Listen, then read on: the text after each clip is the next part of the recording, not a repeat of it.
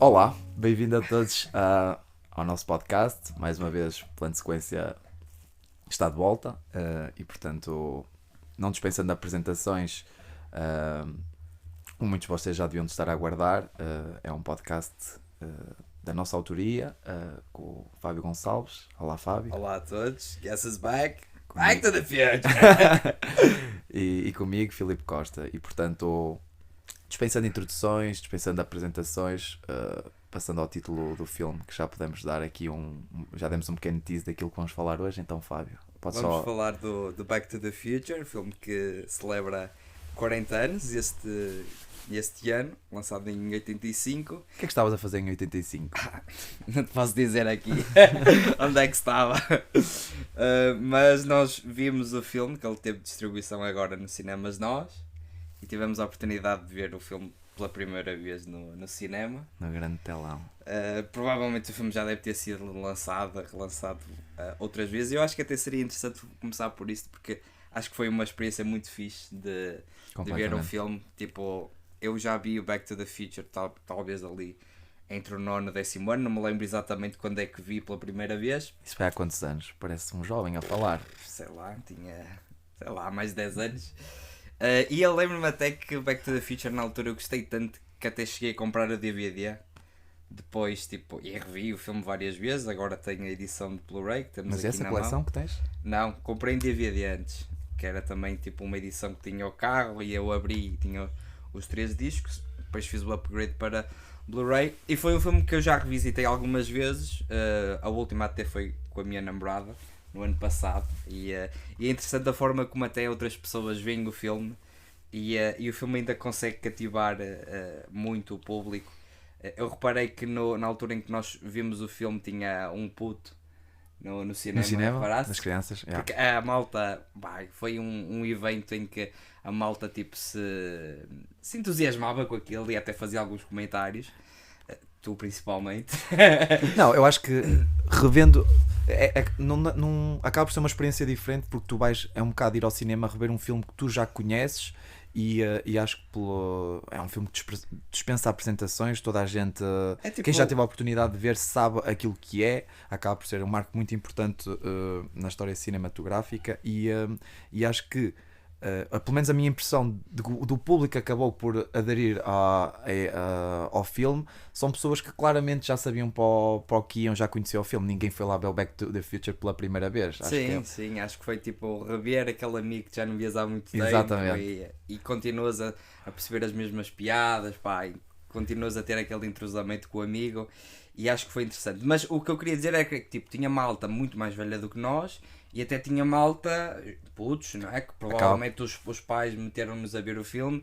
E aquilo que eu acho interessante é que o Back to the Future, ainda assim, passado 40 anos, tem a capacidade de captar a atenção das pessoas e agregar várias faixas etárias. E acho que acima de tudo é porque o filme é extremamente cool, apesar de haver essa distância de 40 anos relativamente ao filme. Eu não sei se querem fazer aqui se faço aqui uma apresentação, porque este filme é super conhecido, mas vou ler aqui a sinopse. O ano é 1985, mas não por muito tempo, porque Martin McFly, interpretado por Michael J. Fox, está prestes a ser transportado de volta a 1955, a bordo de um DeLorean, uma poderosa máquina do tempo inventada por um excêntrico cientista, Doc Emmett Brown, interpretado pelo Christopher Lloyd. Mas quando Marty acidentalmente impede os seus pais de se apaixonarem, ele desencadeia uma série de eventos que história antes. Não, acho que li mal. Que desencadeia uma série de eventos que podem mudar fatalmente o futuro e deixá-lo preso no passado. Agora a última esperança de Marty é de mudar a história antes que o tempo se esgote e impeça o seu regresso ao futuro. Nós já falamos aqui um bocadinho desta experiência, foi muito fixe ver no cinema. Acho que o filme também esteve em IMAX e seria incrível ver em IMAX. Aqui em Portugal? Sim, acho que no Porto e em Lisboa o filme esteve em IMAX. Foi uma falha à semelhança do Jaws, que também teve aqui lançamento este ano, aniversário, a celebrar os 50 anos.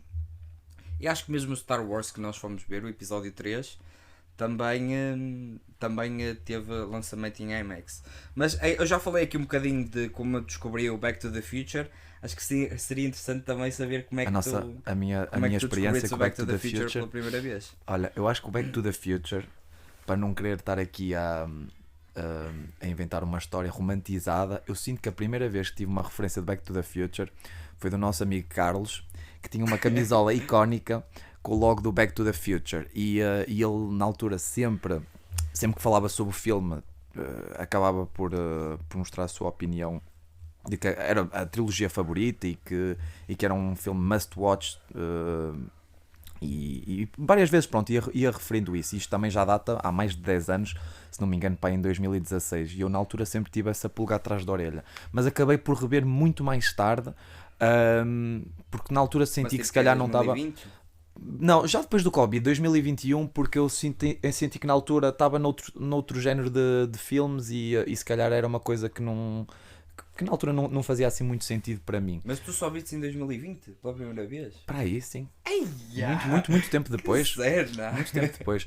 Porque lá está, eu acho que apesar de tudo, é um filme que quem, se calhar pode não ser uma opinião consensual, mas se calhar quem está dentro daquilo que são os filmes mais icónicos, ou que quem tem quem estuda, exatamente, acaba sempre por vir à baila, mas se calhar para uma pessoa que vai vendo os filmes um bocado mais na desportiva, ou que vai vendo aqueles que são mais que têm uma difusão mediática completamente diferente, acho que é difícil chegar, se calhar, aos ouvidos dessas pessoas. E também, sinceramente, olhando para o público que estava nos cinemas, se calhar também acaba por se notar um bocado isso.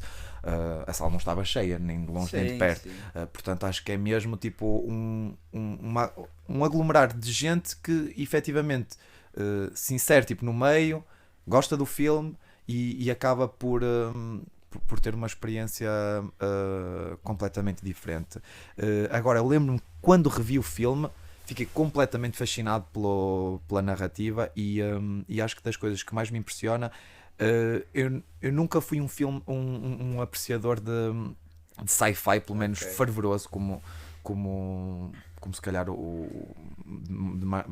várias pessoas. Eu, por exemplo, gosto muito de sci-fi. Tipo. Exato. Mas, por exemplo, para mim o que mais me impressiona, e é o ponto que eu já quero começar por destacar no filme, é este tipo de narrativa em que eles falam de viagem do tempo, e portanto para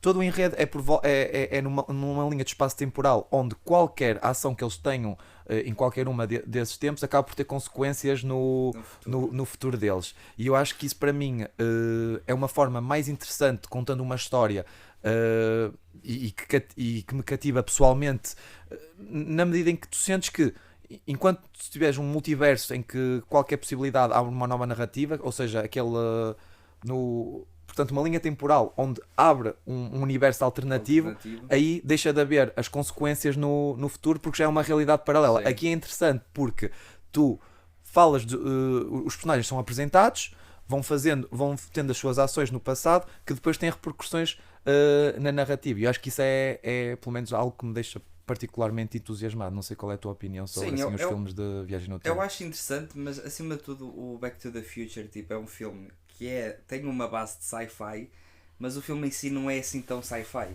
Não é? Porque claro. O filme, acima de tudo, se focarmos, é uma história, até uma história de época, porque a narrativa principal passa-se 30 anos antes, ou seja, em 1955, 30 anos antes obviamente de quando a história se passa e quando o filme se passa, e não é por exemplo um sci-fi, é diferente do sci-fi de Star Wars, que é assumidamente um sci-fi que tipo tem naves espaciais. Aqui é um filme tipo sobre um teenager, sobre uma história que é interessante, não é? Porque ele acaba por acidentalmente ir para o passado e encontra-se com os pais, e essa dinâmica é muito interessante, não é? Porque ele acaba por fazer com que a mãe se apaixone por ele. E isso é uma coisa muito interessante, porque na altura, até na pré-produção dos filmes, o argumento ele foi muitas vezes recusado, e por exemplo a Disney recusou exatamente por causa disso, porque eles estavam a dizer: nós somos a Disney e vocês Nós não estamos a promover um filme de incesto. Exatamente. Exatamente. E é insano, porque normalmente nós falamos Hot topic para a Disney. Normalmente falamos da, digamos, da qualidade do argumento do Back to the Future, de ser extremamente redondinho, de ser o filme perfeito, não é?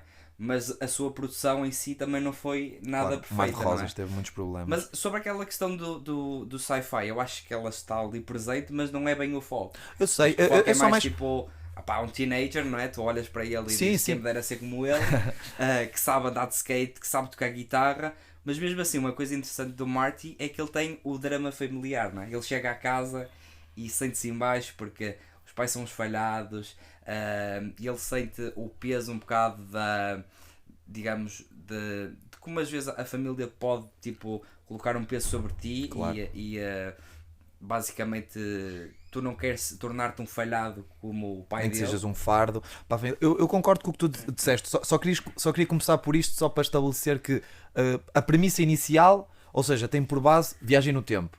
Sim. E acho que há vários filmes sobre isso, então acho que anos 80, anos 90, Hollywood andava completamente louca com filmes de viagem no tempo e como é que seria o futuro e se íamos andar de carros voadores.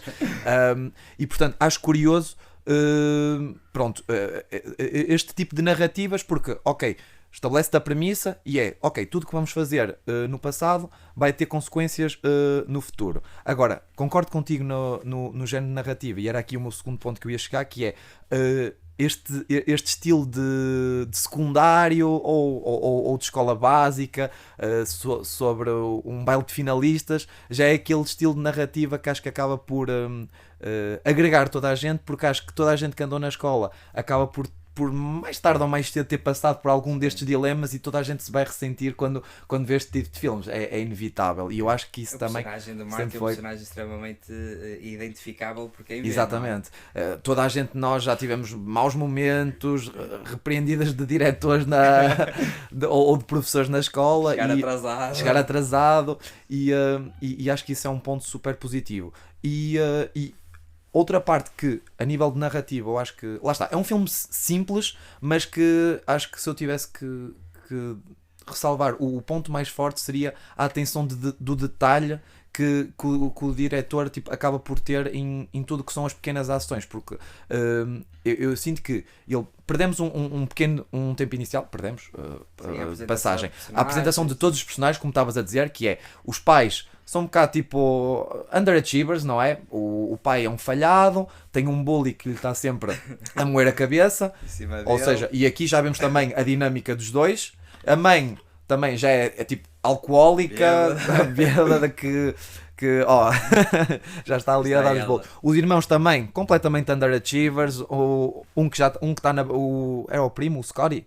Acho que é o que está na prisão. Ou seja, perdemos aqui algum tempo a perceber que, como tu disseste, que o Marty tem aqui um drama familiar e um contexto familiar bastante complexo e que isto também lhe causa de certa forma alguma frustração, até porque o primeiro plot point importante é o facto de ele ir passar o fim de semana com a namorada dele, não é? Sim. E precisa da pick-up. Yeah. tinha que ser Hilux.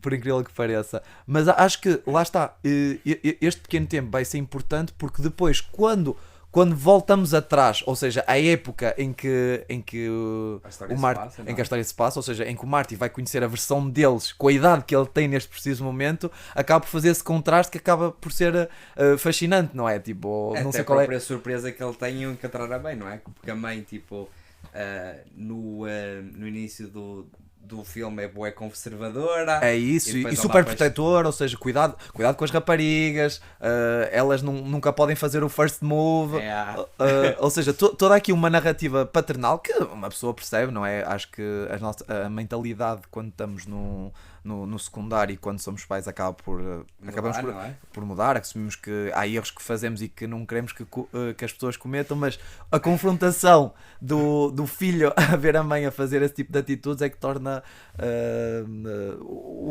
filme interessante, super engraçado e também já a minha percepção no cinema que opá, não me conseguia controlar de rir. Aquilo é mesmo. Opá, O humor está muito bom.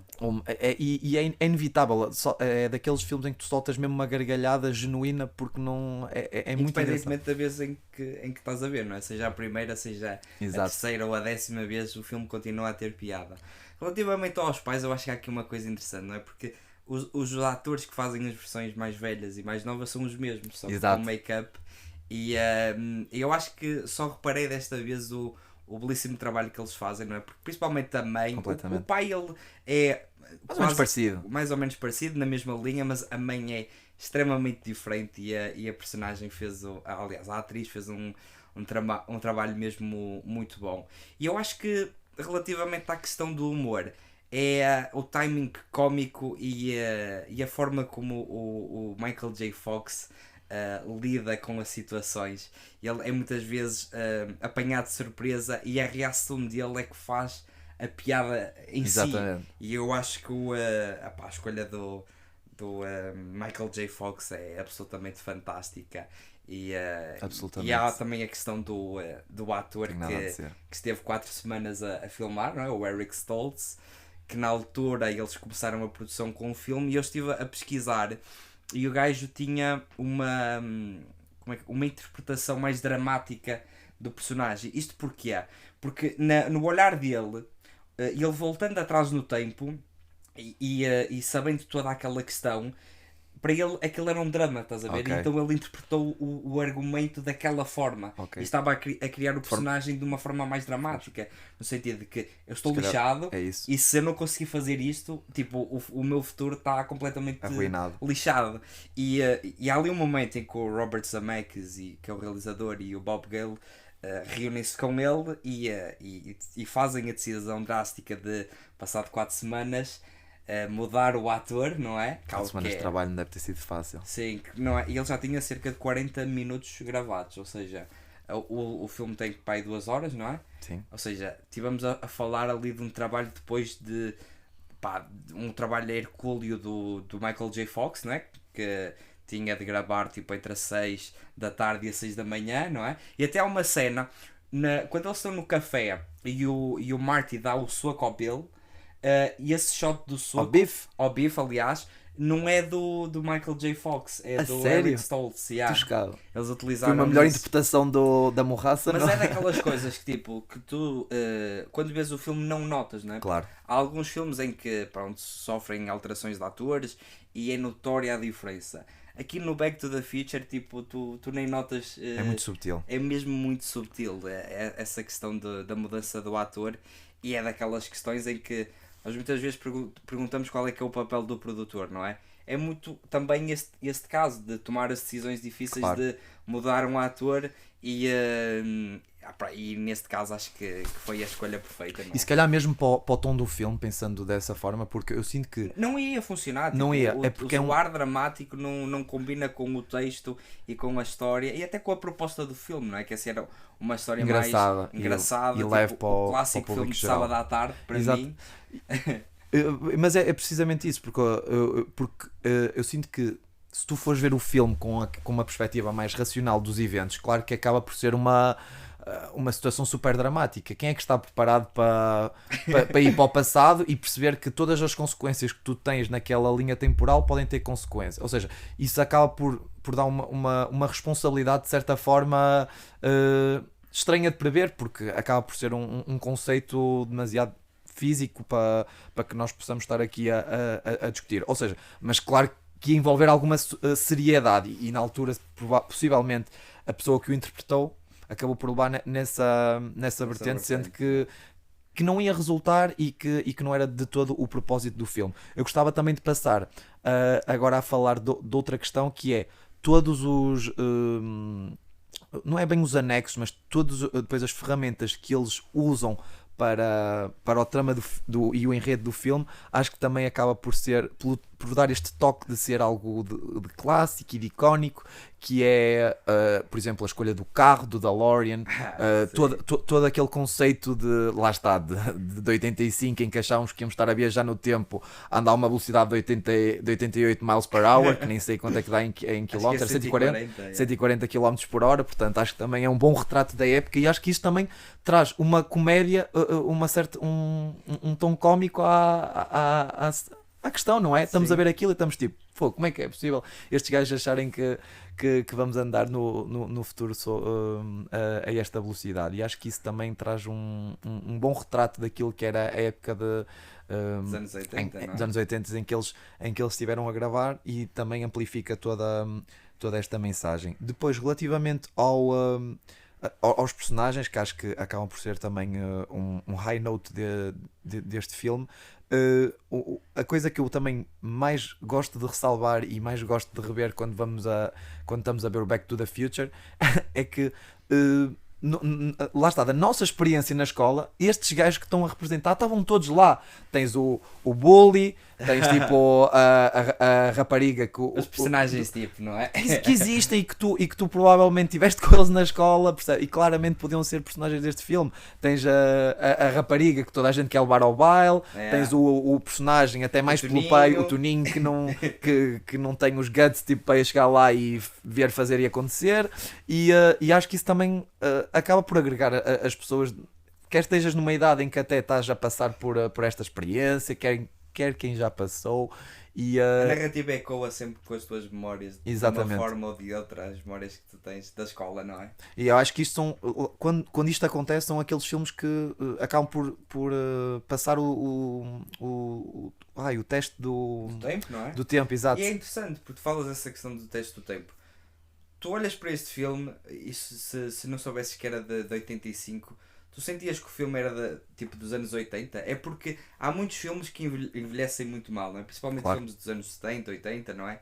Mas o Back to the Future é daqueles filmes que eu acho que envelhece muito bem. É como um Indiana Jones. Indiana Jones, tipo, tu ainda hoje, tipo, não só a linguagem, mas eles não utilizam assim tanta tecnologia da época. Há obviamente uma coisa ou outra, não é? Tipo, o DeLorean é uma coisa tipo da época, não é? Mas acho que até falando nisso é interessante como, sendo um filme de sci-fi e sobre viagem no tempo, que tenha envelhecido assim tão bem, percebes? Porque lá está, ok que não era o foco, mas mesmo assim acaba por, dentro desta história, fazer tudo assim muito sentido, e eu acho que isso é aquele detalhe que até arrepia, porque é de género, como é que é possível que tudo bate certo, não há aqui um plot hole, um erro porque isso até é muito comum em filmes de viagem no tempo, que há sempre loopholes, há sempre coisas que não batem certo. Agora aqui eu sinto que é tudo feito de forma tão meticulosa, ou seja, tudo, e para mim isto tem que ser importante, que é, todas as decisões dentro do sistema que eles querem apresentar têm que ser importantes para a narrativa. E aqui o que é que eu quero introduzir? Por exemplo, o flux capacitor,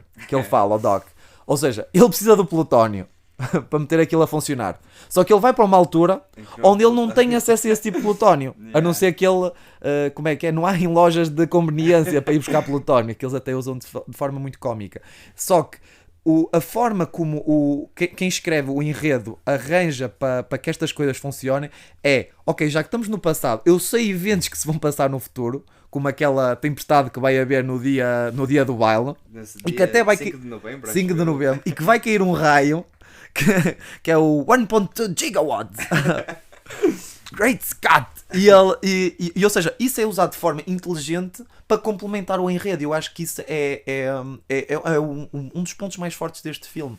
Sim, e isso é tudo apresentado antes dele ir para o passado. Exatamente, ou seja, naqueles primeiros 15, 20 minutos em que estão a apresentar os personagens e estamos a situar-nos aqui no tempo da história, e isto tudo complementa, ou seja, nota-se que é uma história, por isso é que eu volto atrás com aquilo que eu disse, que é uma história simples, mas com muita atenção aos detalhes, com muito preciosismo, que acaba por aumentar a experiência de quem vê este filme. Ou seja, tu até pode não ser o teu género de filme, mas é inegável que quem vê sente-se de certa forma contagiado com este nível de execução. Detalhe, não é? Não achas? E eu acho que isso ainda torna este filme mais interessante no sentido de rewatch. Completamente. Porque é daqueles filmes tipo, quanto mais conheces, mais tipo dá-te aquela luzinha de... E mais ficas fã, epá, não é? como é que esses gajos tipo, tinham um controlo incrível do argumento que tinham aqui em mãos.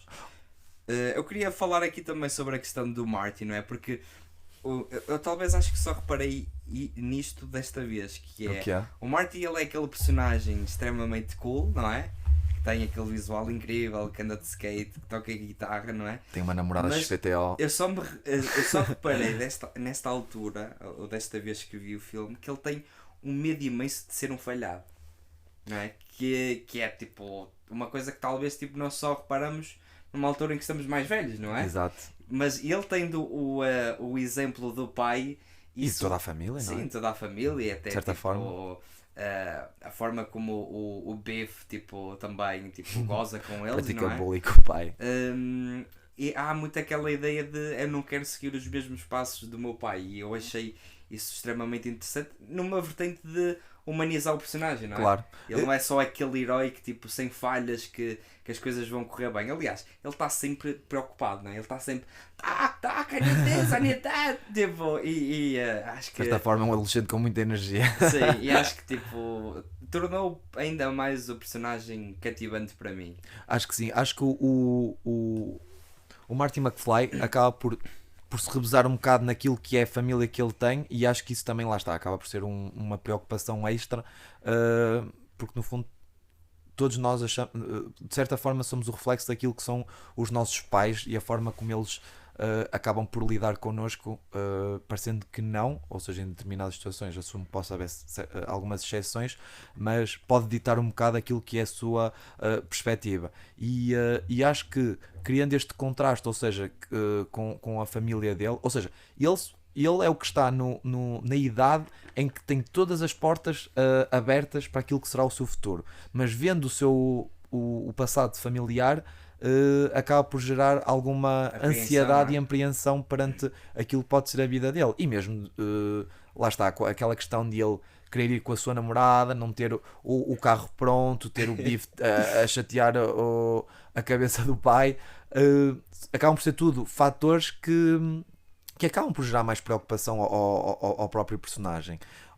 Uma coisa que eu também gostava muito de ressalvar, que acho que depois, dentro lá está, daquilo que é o retrato da época, e acho que também ajuda a amplificar o poder do teste do tempo a estes personagens, é as referências que eles também fazem, tendo em conta que era as coisas mais populares na altura, e acho que é inegável a passagem de quando ele acaba por ter que convencer o pai dele a sair com a mãe, e vendo que o pai acaba por ser uma pessoa também aficionada com sci-fi, e até olha para o livro que acho que até é do Júlio Verne, sobre um homem vestido com fato aquático, e ele a forma que ele era a ficção científica da altura, não é? Exatamente, exato, dos anos 50, mas ele usa a referência de quem? Do Darth Vader, Star Wars, para tentar convencê-lo. Ou seja, isto é genial, e acho que deixa-nos com um sorriso na cara, que faz todo sentido, não é? O filme saiu na altura e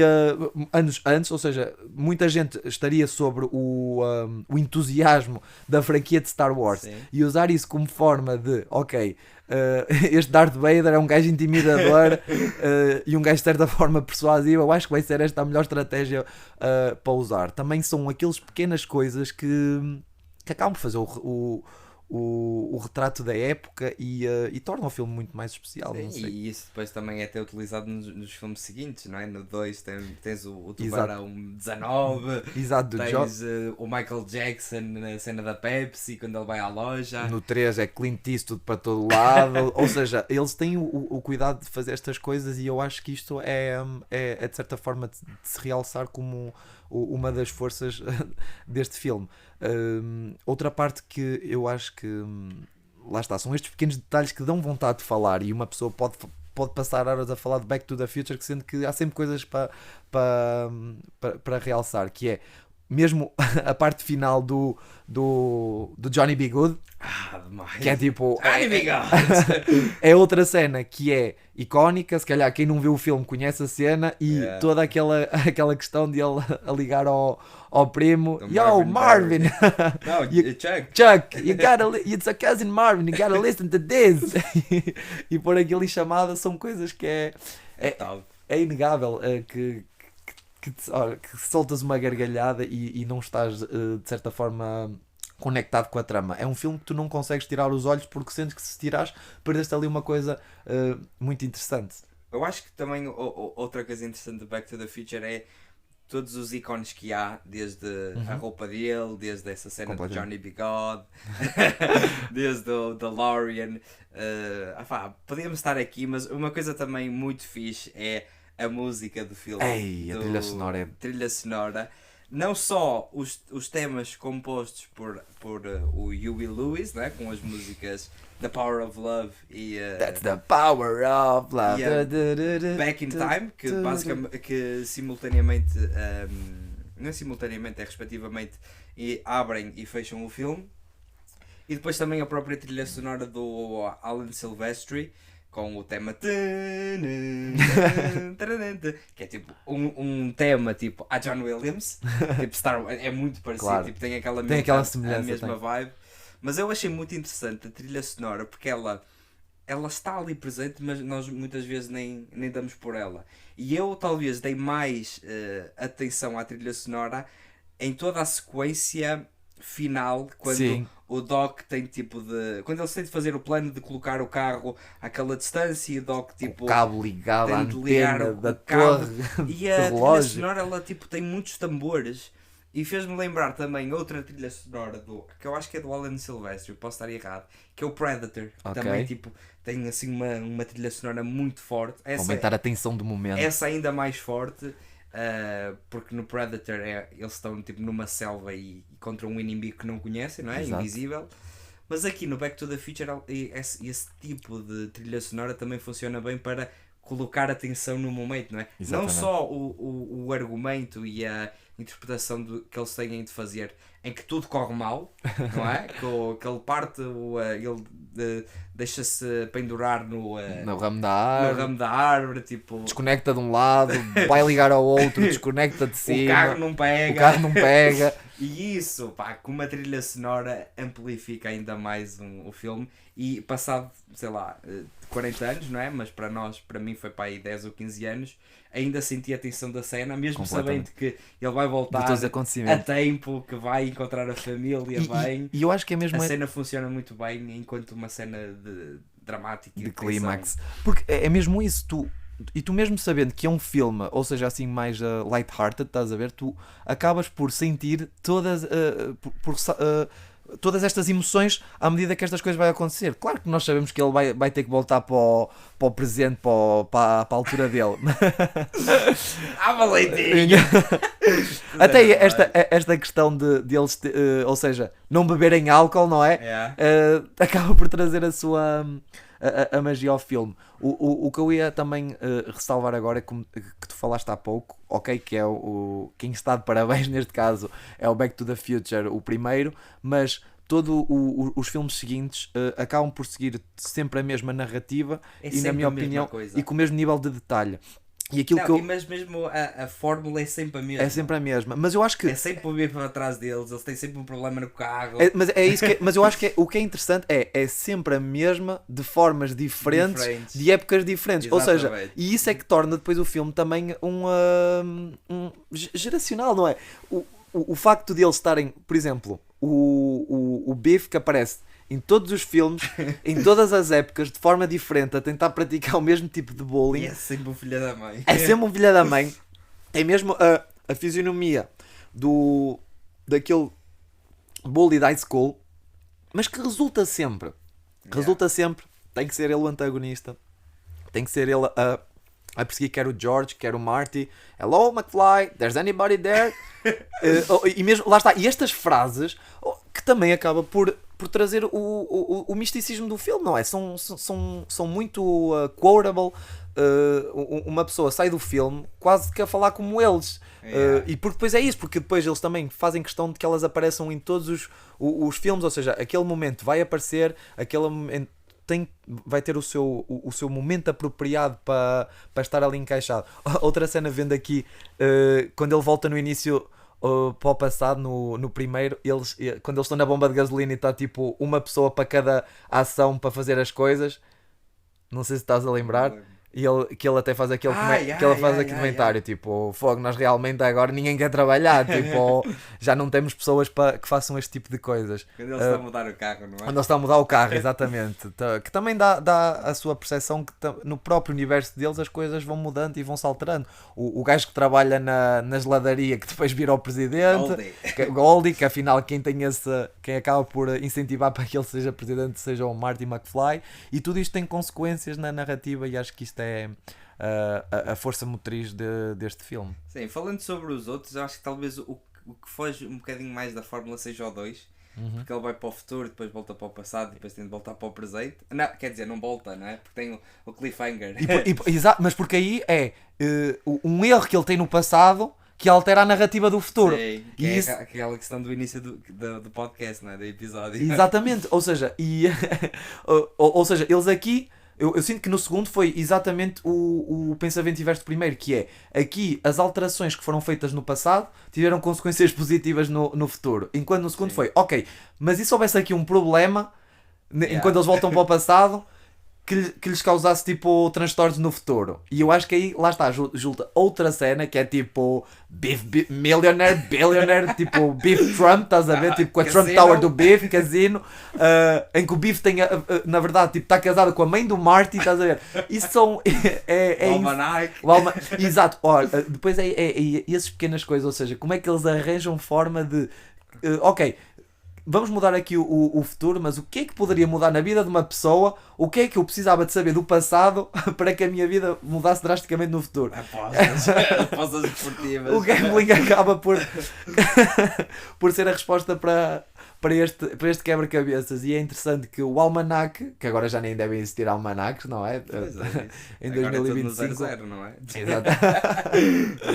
No goal score, à distância de um clique, mas que de facto ali tem uma preponderância fundamental para a narrativa do filme. O facto de ele andar de skate das perseguições de todos os filmes é um must e que tem que acontecer, e todas as vezes uma pessoa ver em qualquer época temporal e vai soltar aquela gargalhada básica, não há hipótese.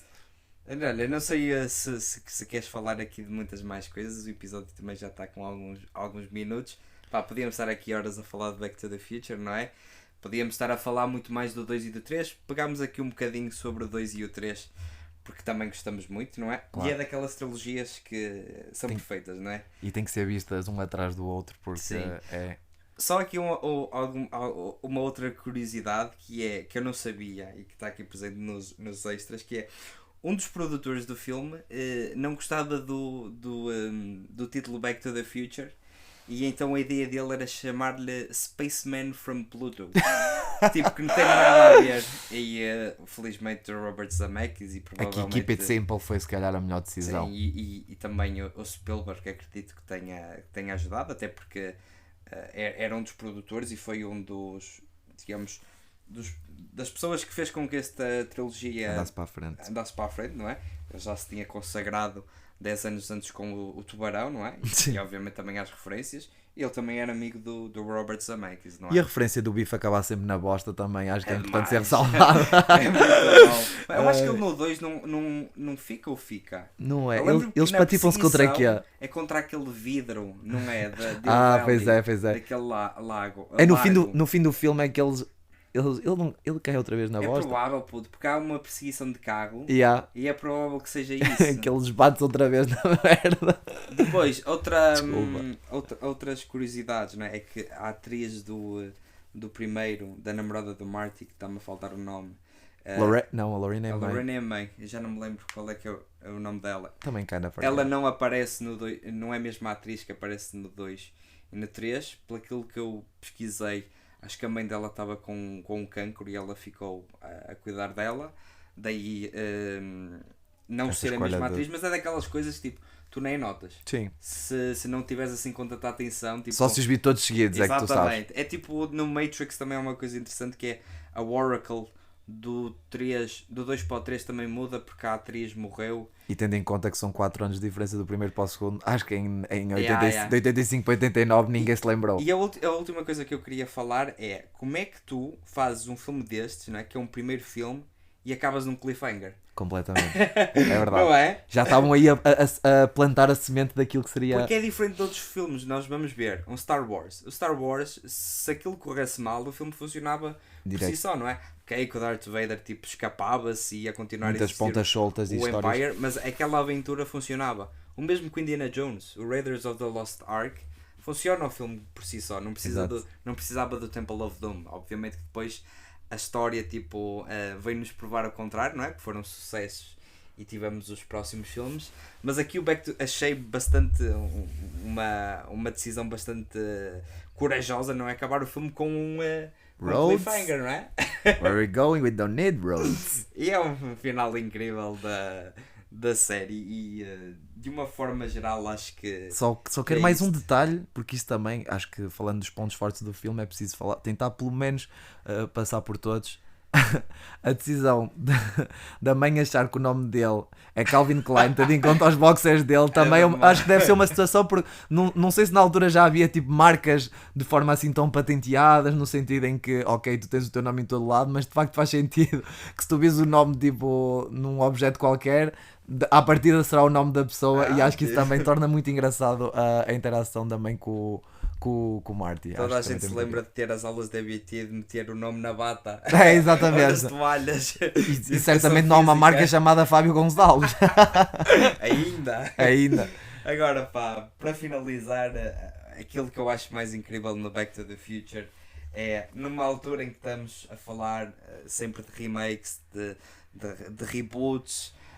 Back to the Future é daquelas franquias que ficou pela trilogia. Não houve nenhum filme e no que depender tanto de Robert Zemeckis como de Bob Gale não irá Estará haver assim fechado. não irá haver um Back to the Future 4 porque não é necessário, não é? Exatamente. Tipo, é um bocado como o Indiana Jones. Claro. O 4 e o 5 são filmes que não vêm agregar assim nada de especial, Não acrescentam não é? nada. E aqui acho que no fundo o primeiro estabelece a premissa, no segundo acaba por ter aquele cliffhanger, e depois o terceiro já é mais para fechar a história do Doc. Sim. Já que o Marty já tem tudo, basicamente. Mas o cliffhanger do 2 justifica-se mais pelo facto dos filmes também terem sido gravados juntos, não é? Exato. Que eu acho que deve ter sido das primeiras vezes que isso acontece, depois torna-se bastante comum em Hollywood. Temos os dois Matrix, Fazes logo a preparação de vários filmes. O Harry Potter, os últimos dois também foram gravados juntos, o Hunger Games mais recentemente, Lord of the Rings.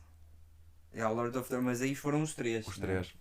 E mais recentemente tivemos os Avengers, não é?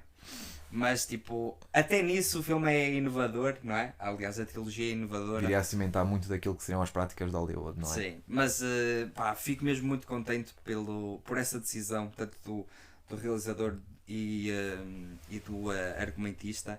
Não aqui querendo dizer, do produtor, aliás, não querendo dizer que aqui com outras sequelas não acham sempre coisas interessantes, até porque se não houvesse uma sequela de um filme chamado Blade Runner, não teríamos um clássico absoluto que é o Blade Runner 2049, por exemplo. Completamente, passado muito E tempo. aí nem tem o realizador original, é diferente. Alguém pegar na ideia, mas depois Sim. há tipo aqueles falhanços monstruosos, tipo o The Shining com o Dr. Sleep, que também é passado muito tempo e se calhar foge muito à ideia do que seria do filme original. E uma coisa é certa, mesmo que existisse um Back to the Future 4, opá, teremos sempre os clássicos para rever. Claro. E acho que isso tipo não. E depois será sempre uma é escolha inegável. nossa de até onde é que nós ficamos por. Sim, há muita gente, por exemplo, que o Matrix não considera o 4 e só considera até ao terceiro. E quem vê o Toy Story se calhar também não considera o 4 e agora já vai ver um 5. Já vai ver o 5. Portanto, é Hollywood, não é? Claro, é capitalizar ao máximo as franquias. O que eu acho é que vai acontecer é que iremos ter outro episódio de plano de sequência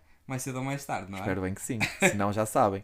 Vamos dar aquele teaser, daqui a um aninho e tal, estaremos a falar de um novo episódio ou de uma nova season.